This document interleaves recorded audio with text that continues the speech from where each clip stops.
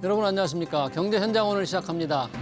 지난해 4분기 미국 경제 성장률이 연율 3.3%에 달하면서 월가 전망치를 뛰어넘었습니다.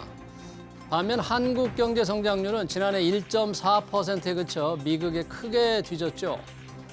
미국은 성장 탄력을 유지하면서 뉴욕 증시가 사상 최고치를 기록하고 있는데요. 우리 증시는 경제 부진을 반영하듯 맥을 못 추고 있죠. 우리보다 덩치가 훨씬 큰 미국이 우리보다 빠른 성장률을 기록할 수 있었던 히든 카드는 무엇인지, 그리고 올해 우리 경제를 심폐소생시킬 수 있는 대책은 있는지 집중 진단해서 자세히 들여다보겠습니다. 유튜브 실시간 댓글 의견 주시면 토론에 반영합니다. 경제 현장 오늘입니다.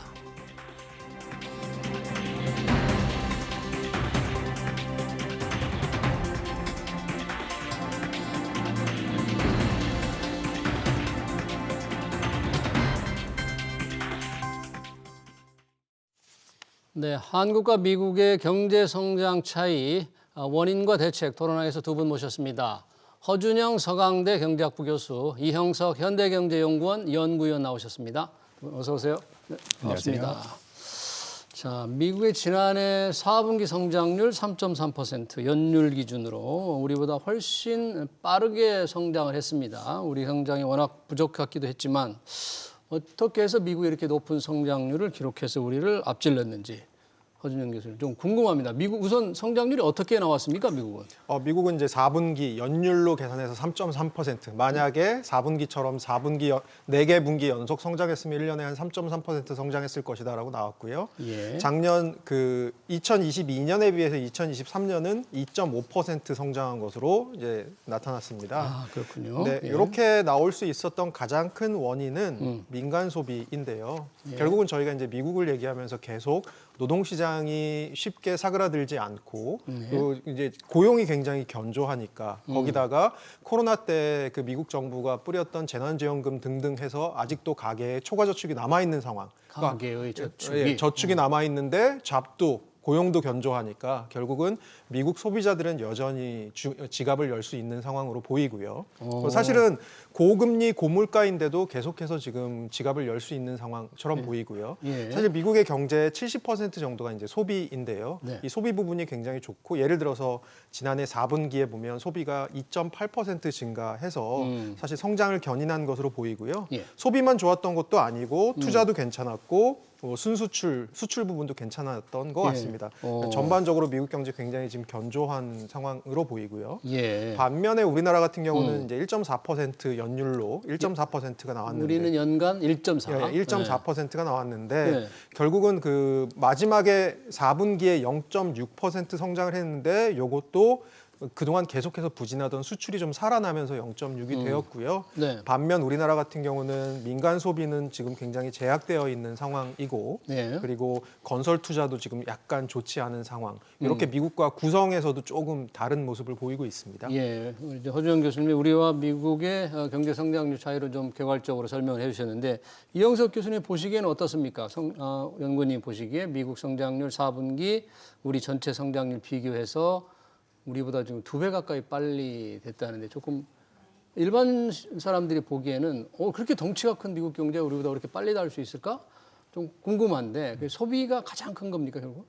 네, 맞습니다. 교수님께서 말씀해 주신 대로 미국이 금리 인상을 굉장히 빨리 했음에도 불구하고 소비가 탄탄하기 때문에 이제 미국의 경제 성장률이 이제 잠재 성장률 기준치되는 2.0%를 상회하는 그런 수치를 기록을 했습니다. 예, 반면에 우리나라 같은 경우에는 1.4%, 우리나라도 이제 2% 정도 되는 수치가 이제 잠재 성장률인데 잠재 성장률이 2%인데. 예, 맞습니다. 그거를 하회하는 1.4%를 기록했고 이 1.14%의 수치는 1980년 이후 역대 5번째로 낮은 수치입니다. 예, 그래서 이제 한국과 미국의 어떤 성장률이 극명하게 갈린 한 해라고 볼 수 있습니다. 예, 지금 성장률 차이가 양국의 증시 상황을 보면 고스란히 반영되는 것 같아요. 미국은 계속 무슨 빅테크 기업들 때문에 사상 최고치라고 하고 우리 증시는 맥을 못 추고 새해 들어서도 지금 그런 거죠? 네, 맞습니다. 그 뭐 S&P 500 기준으로 봤을 때 1월 2일과 1월 26일 사이를 계산해 보니까 한 3.12% 상승했더라고요. 3.12. 근데 우리나라 코스피는 26일 기준으로 봤을 때 올해 들어서 6.67% 정도 지금 빠진 상태입니다. 예. 그래서 사실은 우리나라 증시가 이게 미국과 조금 반대로 가고 있는 부분이 조금 여러 가지로 좀 우려스러운 부분이 있는 것 같습니다. 그래서 미국 같은 경우는 지금 앵커님께서 말씀해 주신 대로 경기가 견조한데 사실 최근 들어서 미국 경제도 조금 주식시장에 안 좋은 뉴스가 있었습니다. 그게 뭐냐 하면 어떤 게 있어요? 연준의 금리 인하가 좀 뒤로 미뤄질 것 같다. 시장에서는 지금 계속해서 3월에 시작할 것 같은데 금리 예. 인하를. 예. 근데 사실 연준이 지금 하는 걸 보니까 조금 2분기 말이나 돼야 될 것 같다라는 얘기들이 좀 있는 것 같았습니다. 그럼에도 불구하고 결국 저희가 이제 물이 반이나 나왔냐 반만 남았냐라고 생각해 볼 수 있는 부분이 아니 그럼 금리 인하가 왜 미뤄지지? 미국 경제가 아직 견조해서 그런 거잖아. 그러면 경제 펀더멘털이 좋다라는 것이 또 다른 굿 뉴스가 되고 있는 것 같습니다. 네. 거기에다가 지금 말씀하신 대로 뭐 매그니피컨 세븐이라고 하는 M7이라고 빅테크들. 빅테크들 지금 실적 괜찮고요. 뭐 이런 것들이 지금 전반적으로 미국 시장을 끌어가고 있는 것 같고요. 예. 우리나라는 조금 그것과는 반대로 지금 움직이고 있는 것 같습니다. 네, 그렇군요. 우리 증시, 미국 증시 너무 차이가 나는데 왜 우리 증시가 지금 안 좋은 게 미국에 비해서 기업들의 혁신 부족입니까? 아니면 어떤 코리아 디스카운트 뭐 이런 얘기를 윤석열 대통령도 얘기했잖아요. 특별한 이유가 있는 겁니까 지금?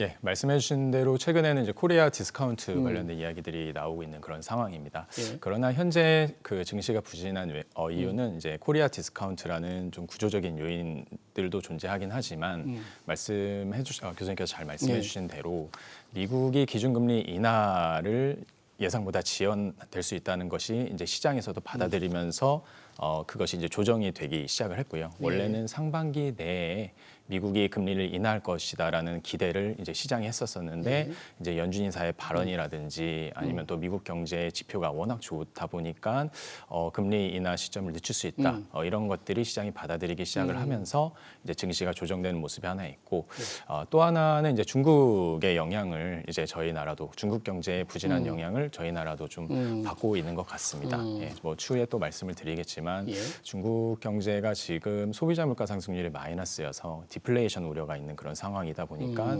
수요 측면이 중국이 약하다. 그러면 중국의 수요가 약하면은 우리나라의 수출에도 문제가 생길 수가 있다 보니까 우리 경제에도 타격이 있을 수 있다. 예. 이런 것도 영향을 미치고 마지막으로 간단히 말씀드리면은 이제 중국의 금융시장과 우리나라의 금융시장이 동조성, 즉 같이 움직이는 흐름이 최근 들어서 나타나고 있습니다. 중국 증시와 우리 증시가 좀 함께 빠진다 뭐 그런 얘기인가요? 예, 맞습니다. 예, 그런 영향, 중국도 증시가 지금 빠지고 있는 상황이어서 우리나라 역시 지금 좀 영향을 받고 있는 것 같습니다.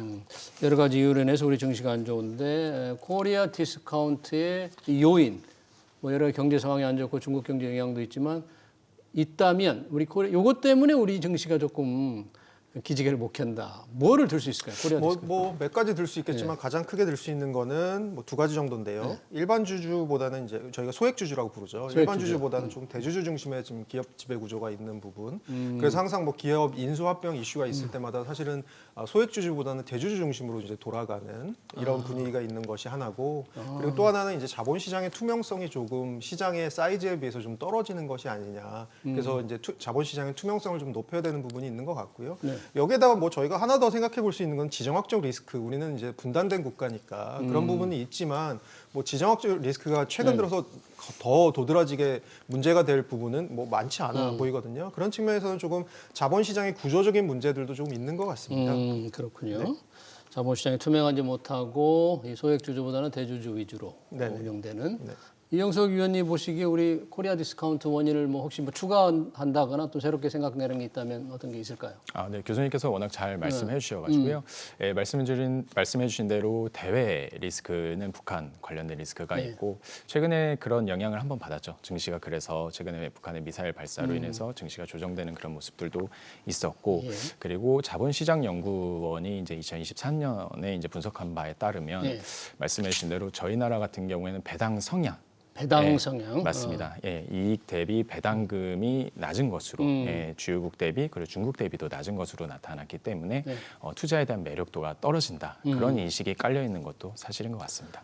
그렇기 때문에 요즘에 뭐 우리 서학개미라고 하죠. 우리 국내 투자자들이 다 우리 시장을 떠나서 미국, 일본으로 다 간다면서요, 지금. 네, 아무래도 펀더멘탈 움직일 수 있는 것들이 있고요. 예. 그다음에 지금 연구위원님께서 잘 얘기해 주셨듯이 최근에 일본에서 좀 방향선회한 것이 조금 주주 중심 친화적인 어떤 자본 그 성향 배당 성향 이런 것들을 좀 추구하는 쪽으로 일본이 일본 증시가 기업들이? 움직이고 있거든요. 예. 그리고 일본은 사실은 이제 최근 들어서 잃어버린 20년, 30년 얘기를 해왔지만 사실 일본의 시총 큰 기업들의 그 퍼포먼스를 보면 계속해서 나쁘지 않았었습니다. 결국은 굉장히 기업이 견조한 경제인 것이죠. 네. 그러네요. 아까 이영석 의원께서 이제 중국 경제 영향을 말씀해 주셨는데 중국 경제 지금 상황이 부진이 지금 어느 정도 심각한 건지 우리는 얼마나 큰 영향을 지금 받게 되고 있나요? 예, 중국 경제 관련해서는 일단 부동산 시장을 중심으로 침체가 장기화되고 있다는 점, 그리고 아까 말씀드린 대로 소비자 물가 상승률이 마이너스라는 점, 그러니까 디플레이션이라는 그런 현상이 이제 자주 볼 수 있는 현상이 아니거든요.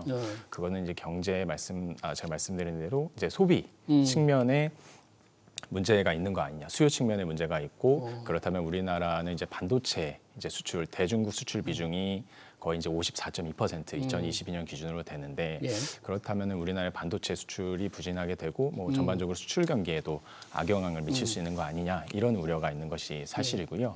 그리고 중국의 경우에도 현재 조금씩 완만하게 경제 성장률이 올라가고 있는 모습을 보이긴 하지만 말씀드린 대로 부동산 시장 관련한 지표들이 계속 안 좋게 나오고 있습니다. 주택가격 상승률이 작년도 12월 달에도 마이너스를 기록하고 있고 부동산 경기 지수도 이제 작년 11월 달에 역대 최저치를 기록하게 되면서 중국 경제의 부진이 장기화되는 거 아니냐에 대한 우려가 우리나라에도 지금 영향을 미치고 있는 것 같습니다. 그러네요. 우리가 수출을 많이 하는 국가이기 때문에 중국 소비가 늘어나지 않으면 우리 수출 회복되는 게 이게 탄력이 굉장히 약할 거 아닙니까? 중국의 올해 전체적으로 성장 전망세가 그렇게 계속 어둡습니까? 좀 나아지는 기미가 좀 안 보입니까? 그러니까 저 한 3년간을 봐야 될 것 같은데요. 2022년 3% 성장했고요. 중국이 3% 성장한 것은 굉장히 낮은 성장률입니다. 22년에. 네. 그다음에 23년에 5.2%, 작년이 5.2%였는데 사실은 2022년이 3%였으니까 거기에 비해서 5% 성장이라는 게 어떻게 보면 아주 높은 성장률이라고 볼 수 없는 부분도 좀 있습니다. 역기저 효과라는 것이 있으니까요. 올해 같은 경우는 작년 5.2에다가 올해 한 4%대 중반 정도 지금 성장률을 보고 있습니다. 근데 작년이 5%로 상대적으로 높은 해 다음에 4.5니까 생각보다 올해 중국 경제가 그렇게 어려운 국면은 좀 지나고 있는 것이 아니냐. 물론 우리 연구위원님께서 잘 지적해 주셨다시피 중장기적으로 중국의 구조적인 문제들이 여러 가지 있습니다. 중국도 고령화되고 있고 중국은 사실은 연금 제도가 굉장히 약한 나라고 그렇기 때문에 저축을 많이 하는 나라고 그다음에 중복 투자 지금 너무 많아서 부채를 줄여야 되는 이슈들 아주 많은 중장기적인 이슈들이 있습니다만 저희가 조금 더 단기적인 관점에서 봤을 때는 올해 중국 경제가 그래도 생각보다는 잘 버텨줄 것으로 보고 있는 시각이 다수인 것 같습니다. 다만 하방 리스크로 부동산 리스크를 이제 들 수 있는데요. 지금 전반적인 시장의 평가는 중국의 부동산 리스크가 중국 정부가 통제할 수 있는 범위 밖에 있지는 않다라고 보는 것 같습니다. 중국 정부가 통제할 수 있는 범위 내에 있다. 내에 있다라고 보고 있고요. 그래서 결국은 중국 정부가 어느 정도의 부양을 할지에 대한 결심에 따라서 성장률 전망치가 지금보다는 약간 더 올라갈 가능성도 있지 않나. 예를 들어서 중국 정부에서는 올해 많이 보는 데에서는 5% 중반까지 성장할 수 있다고 보는 데가 있거든요. 네, 그런 흐름인 것 같습니다. 네, 그러니까 부동산 시장이 좀 안 좋아서 경제 발목을 잡고 있지만 중국 정부가 관리할 수 있는 수준 안에 있다. 그렇게 좀 보시네요. 우리와 미국 경제 성장률 차이를 설명할 때 뭐 여러 가지 통화 정책도 있지만 재정 정책을 본다면 혹시 미국 정부가 우리보다 이 재정을 훨씬 더 많이 푸는 효과라고 볼 수 있습니까? 어떻습니까? 재정 정책의 차이는? 예, 미국의 적극적인 재정 지출이 2023년도에 미국의 견조한 성장률에 성장세에 기여한 것은 사실로 보입니다. 이제 구체적으로 보면은 이제 미국이 2023년 소비랑 정부 투자가 전년 대비 4% 증가를 했고 한국의 경우에는 이제 소비의 경우에는 1.3%, 정부 투자의 경우에는 2.4%를 기록을 하였습니다. 전년 대비 성장률이. 예.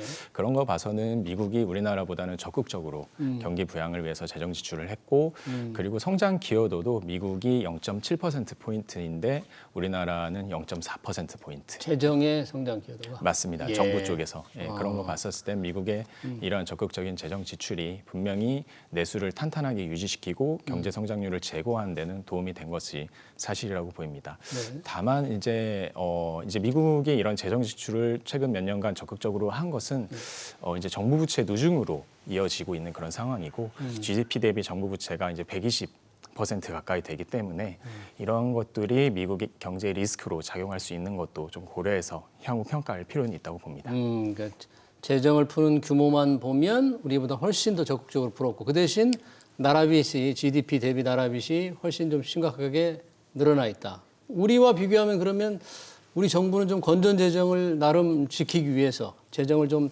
덜 풀었다 이렇게 봐야 되겠네요. 이게 그래도 1대1 비교가 좀 힘든 게 네. 결국 이제 코로나 때 풀었던 재난지원금을 생각해 보면 결국은 코로나의 피해라는 게 각국마다 다르고 예를 들어서 우리나라와 대만과 뉴질랜드 같은 나라는 코로나가 상대적으로 감염자 수도 적었고 피해가 적었던 나라이기 때문에 미국과 우리를 1대1로 비교하기는 좀 힘듭니다. 다만 예. GDP 대비 규모로 봤을 때 우리나라 2020년부터 21년간 추경을 5번을 했는데요. 예. 그게 2020년만 봤을 때 GDP 대비 한 4.5% 정도인데 예.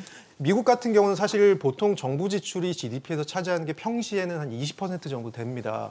그런데 이 코로나 때는 이게 30%까지 올라갔거든요. 그 안에는 재난지원금 같은 것도 들어있고 중소기업을 지원하고자 하는 자금 뭐 이런 것도 들어있습니다. 그래서 예. 사실은 규모만으로 봤을 때, 그러니까 제가 아까 말씀드린 대로 코로나의 피해를 좀 차치하고 봤을 때는 미국이 상대적으로 굉장히 확장적인 재정을 우리나라보다 훨씬 많이 확장적인 재정을 했다라고 볼 수 있고요. 물론 예. 그럴 수 있었던 이유는 미국은 뭐 기축통화국이니까 달러라고 하는 전 세계에서 가장 파워풀한 에셋을 발행하는 나라니까 뭐 그럴 수 있는 부분도 있고 코로나 피해가 우리보다 좀 더 심했던 것도 있고 예. 뭐 그런 것도 있는 것 같습니다. 그러니까 경기를 살리기 위해서 미국은 재정을 더 풀었다. 뭐 그 결과로 빚이 더 쌓이게 됐으니까 얻은 게 있고 반면에 또 잃은 것도 있다고 이렇게 봐야 되겠네요. 자, 이제 통화 정책으로 보면 지금 연준의 금리 인하 시점이 굉장히 관심이잖아요. 그럼 연준의 금리를 언제 낮출 것인가? 그러면 우리 하는 금통위는 언제 낮추느냐? 보통 이제 연준이 금리를 낮춰야만 우리도 낮출 것이다. 근데 우리 경제 상황이 미국보다 훨씬 안 좋은데요. 반드시 이렇게 연준 다음에 따라가면서 뒤따라가면서 금리를 낮춰야만 하는 겁니까? 예, 제 개인적인 생각에는 아직 한국의 경우에 우리 국내의 경우에 물가가 완전히 잡힌 것은 아니라고 보이기 때문에 이러한 상황에서 미국보다 금리를 선제 인하하게 되었었을 때 인플레이션 리스크가 더 발생하게 되면서 경제 주체의 고통이 더 심해지지 않을까 생각을 가지고 있습니다. 예.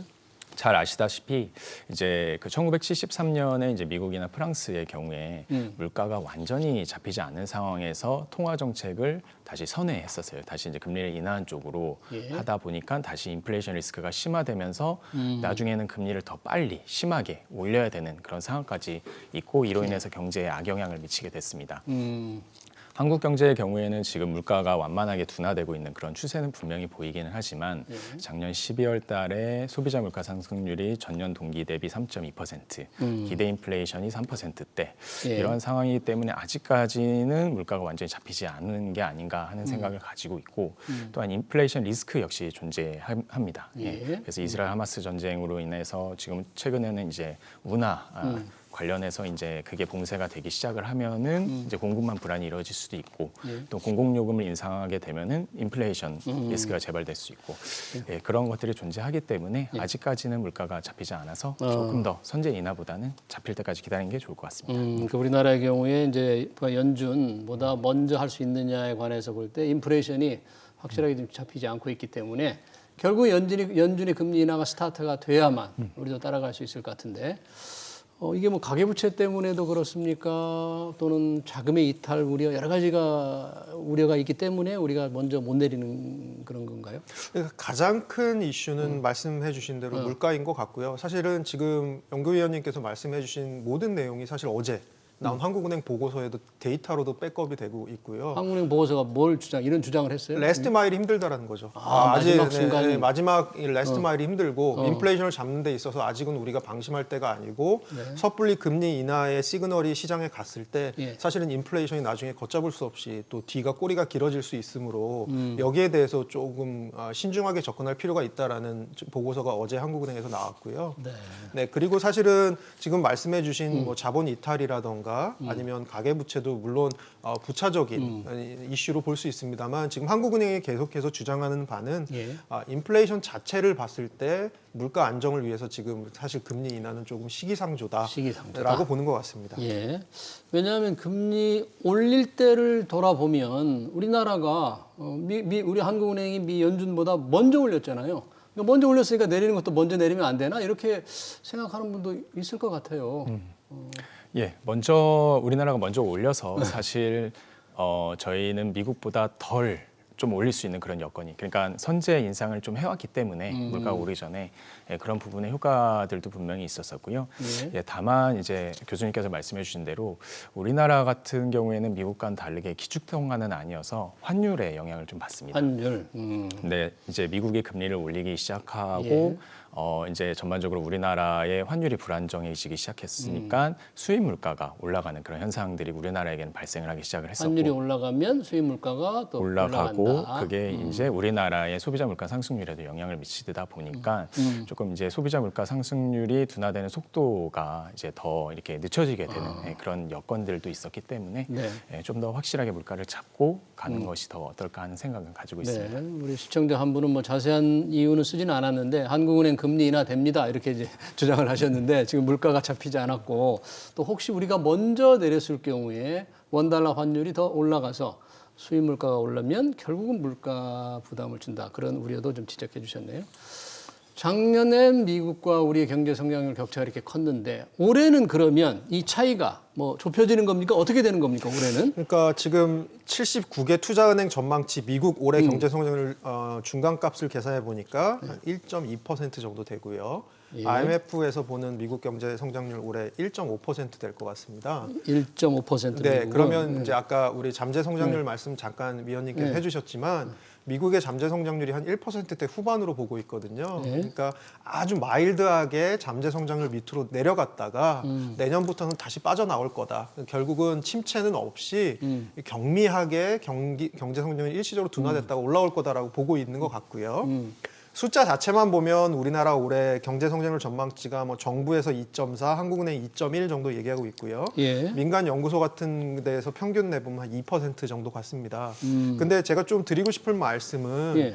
올해 그 한국은행에서 작년 11월에 나왔던 보고서를 보면 2024년에 우리나라 경제 성장률 전망치 2.1이라고 얘기하면서 IT 부분을 제외했을 때는 1.7일 것 같다라고 얘기를 했습니다. IT 부분을 제외하면 IT 수출 부분을 제외하면 1.7일 것 같다라고 얘기했습니다. 무슨 의미인 거예요? 그거는 결국은 올해 성장률이 누구에 의해서 끌어올려지느냐, IT 부분, 반도체 수출에 의해서 결정될 거다라고 보고 있고요. 예. 그 부분을 제외하면 내수 부분이 조금 부진할 거다. 왜냐하면 뭐 고물가, 고금리에다가 사실 저희 그 코로나 이후로 경기가 그렇게 좋았던 적이 없지 않습니까? 그래서 지갑이 많이 얇아져 있는 상황 같습니다. 그래서 그렇게 봤을 때 올해 이제 내수가 좀 부진할 것 같은데 아까 시청자분이 아마 그런 의미에서 해주신 말씀일지 모르겠는데 예. 내수가 부진하면 사실 금리로 건드리는 부분이 수출 부분이 더 크냐 하면 그것보다는 내수 부분이 좀 더 클 것 같습니다. 그러면 금리 인하에 대한 아마 요구들이 좀 나오지 않을까라는 생각도 좀 들고요. 예. 그런 의미에서 한국은행 어제 보고서는 좀 그런 시장의 어떤 기대들에 대해서 조금 정정을 하는 의미의 보고서일지 않을까라고 저는 개인적으로 그러네요. 보고 있습니다. 이영석 의원이 보시기에 지금 성장률 전망치 기관 투자가라든지 뭐 IMF라든지 해서 우리가 한 2.1% 정도, 맞습니다. 미국은 올해 1.5%라고 네네. 그랬죠? IMF가 1.5라고. 1.5%. 혹시 변수는 없습니까? 꼭 이렇게 뭐 되리라는 전망은 있지만 그 경제 성장률을 조금 달라질 수 있는 변수 같은 건 없을까요?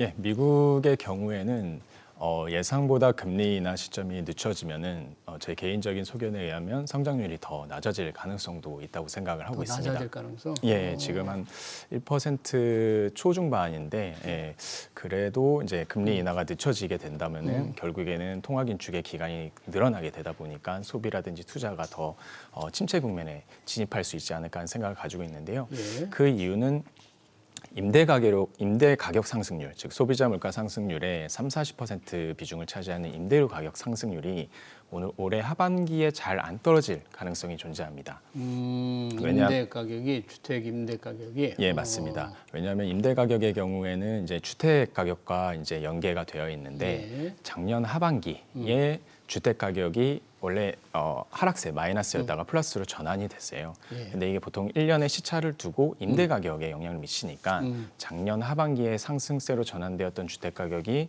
올해 하반기 임대 가격 상승률에 영향을 미치면은 예상보다 물가가 이제 스티키하다고 하죠. 예, 천천히 떨어지게 되고 잘 안 떨어진다. 잘 안 떨어지고 그러면 시장 예상보다 금리 인하 시점이 또 늦춰지게 되면은 그러다 보면은 미국 경제 성장률이 더 낮아질 가능성도 있지 않을까 하는 생각을 가지고 있습니다. 그러네요. 일단 올해는 우리가 성장률이 조금 미국보다 앞설 것 같은데 미국은 금리 인하가 늦어진다면 성장률이 더 떨어질 가능성도 있다. 그래도 여튼 우리나라 지금 잠재 성장률 뭐 2%대 굉장히 낮은 수준이잖아요. 그것도 올해 작년에 그것도 지금 달성하지 못했는데 이 잠재 성장률을 높이기 위해서 꼭 필요한 대책이랄까 정책이랄까 있다면 뭐가 좀 시급하다고 볼 수 있을까요? 제가 생각하기에는 우리나라 잠재 성장률 떨어진 거의 가장 큰 부분은 생산성이 조금 성장률이 떨어진 부분이 있고요. 예. 저희가 사실 OECD 나라들에게 비교해 보면 사실 최근 들어서 생산성이 좀 떨어지는 게 빠르게 느껴지고 나오고 있거든요.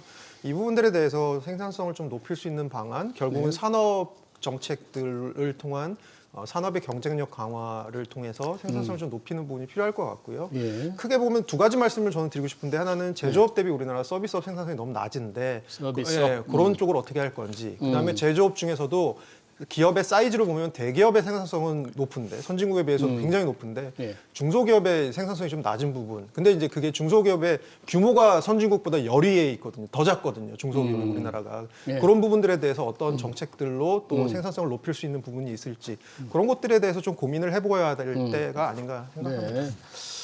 우리 서비스업, 제조업에서 서비스업, 제조업 중에서도 중소기업의 생산성을 어떻게 높일 것인가, 우리의 잠재 성장률을 높이기 위해서 이영석 의원님 보시기에는 우리 잠재 성장을 올리기 위한 대책이랄까 방법은 뭐가 가장 시급하다고 보십니까? 네, 교수님 의견은 전적으로 동의하고요. 저는 그리고 교수님이 시간 관계상 아마 하기 좀 어려우셨던 그 노동 투입이 우리나라가 저출산 고령화로 인해서 이제 줄어드는 그런 현상이 잠재 성장률 하방 압력에 미치는 영향이 크다고 생각을 하고 있습니다. 노동의 투입, 노동의 공급이 맞습니다. 이제 우리나라 같은 경우는 2018년에 고령 사회에 진입을 했고 65세 이상 인구 비중이 14%가 증가했고 그렇죠. 2025년에는 초고령 사회에 20% 이상을 상회할 것으로 보여서 이제 노동 투입 요소가 더 빨리 이제 줄어들 가능성이 존재합니다. 그래서 이런 부분들이 잠재 성장률에 악영향을 미칠 것이 지금도 미치고 있고 악영향을 더 미칠 것으로 보이기 때문에 이제 이민 제도의 어떤 선진국화 이런 걸 통해서 외국인 노동 인력을 수급하는 것도 중요할 것으로 보이고요. 고급 인력을 좀 적극적으로 받아들여야 된다 그런 얘기고요. 예, 맞습니다.